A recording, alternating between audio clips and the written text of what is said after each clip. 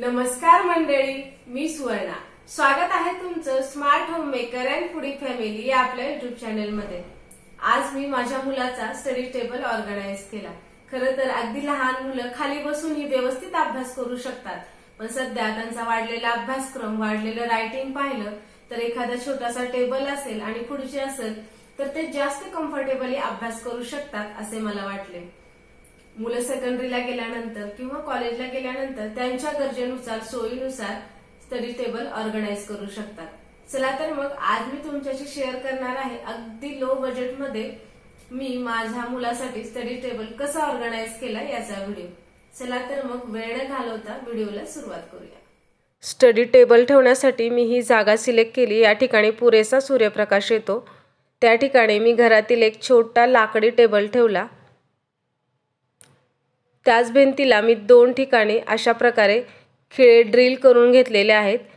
त्या ठिकाणी मी एक छोटासा व्हाईट बोर्ड अडकवणार आहे. माझ्या मुलाचा अभ्यास मी स्वतः घेते, त्यामुळे त्याला शिकवण्यासाठी मला व्हाईट बोर्डचा उपयोग होईल. त्यामुळे मी या ठिकाणी व्हाईट बोर्ड लावलेला आहे. व्हाईट बोर्डच्या साईडने एक डेकोरेटिव्ह आयटम म्हणून मी आर्टिफिशियल वेल लावलेली आहे. या ठिकाणी मी एक पेन होल्डर ठेवलेला आहे. त्यामध्ये पेन, पेन्सिल, व्हाईट बोर्डसाठी लागणारा पेन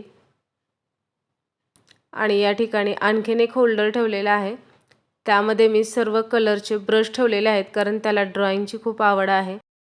या ठिकाणी एक कागदी कप सुद्धा ठेवलेला आहे, जेणेकरून पेन्सिल शार्प केल्यानंतर त्यामध्ये कचरा टाकता येईल. या ठिकाणी मी डेकोरेटिव्ह आणि एज्युकेशनल या दोन्ही पर्पजच्या दृष्टीने ग्लोब ठेवलेला आहे.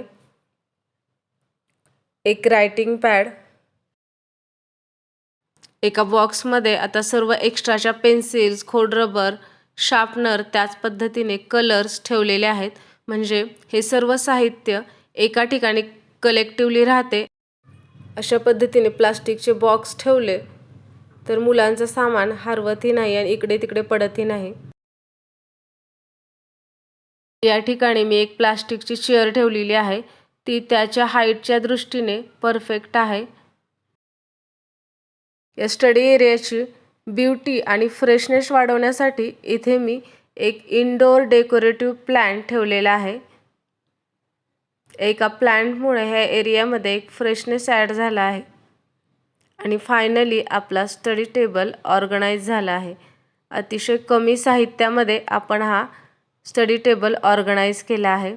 मग मंडळी, कसा वाटला हा व्हिडिओ तुम्हाला? व्हिडिओ जर आवडला असेल तर लाईक करा, शेअर करा आणि हो, चॅनलला सबस्क्राईब करायला मात्र विसरू नका.